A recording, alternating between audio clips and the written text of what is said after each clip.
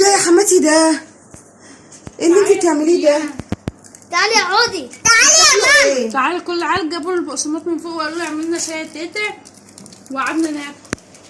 يا حلوياني على تعالي يا الاكل ماما. يا ولاد. تعالي كل تعالي. هو ده البقسماط ده المسروق. حلو قوي يا ماما. يا نهار اسود والله حلو قوي يا ماما. هو البقسماط المسروق. يخرب بيتي. حلو قوي. بتاكلي ليه يا حماتي؟ حلو قوي يا ماما. شفتي بتقولي حرام ولا مش عايزه روحيه. ده حلو قوي يا ماما.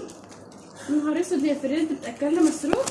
بتاكلي ليه يا حماتي؟ وانت ما رجعتهوش؟ لا ما انا رجعتوش فكرتك رجعتيه ولا رحت والنبي. كسبت عليه. والنبي ده انت لئيمه يا حماتي. اخص عليك اخص عليك والنبي انت اخص لئيمه. عليك يا فريد. والنبي لقمه عليا. يا مراتي ماشي يا ولاد، كلوا يا ولاد يا مع ستات. حرامية البقسماط. ده انا هروح اقول لهم بصي، ده انا هجيب الراجل دلوقتي واقول له تعالى بصي، ده انا هروح افضحك اهو. تفضحنا؟ هروح اللي يجي بقى عارفه يجي هعمل معانا ايه؟ بقسماط. هروح اجيب الراجل بتاع المخبز واقول له تعالى شوف البقسماط المسروق. اقول له الشاي اتعمل اهو البقسماط تعالى. المسروق والنبي اقول له عند حماتي تحت. يلا وهلبسك نمشي يا قضيه واخلي بصي يجرجروكي كده اهو. هقول لهم بصوا راجعوا الكاميرات هتلاقوها هي اللي سرقاها. والنبي اللي هتشوف مفيش كاميرات، رحت بصيت ما انت شايفاها اهو. ما تبانش يا انا راح حرامية البقسماط يا راح اهو يا حماتي.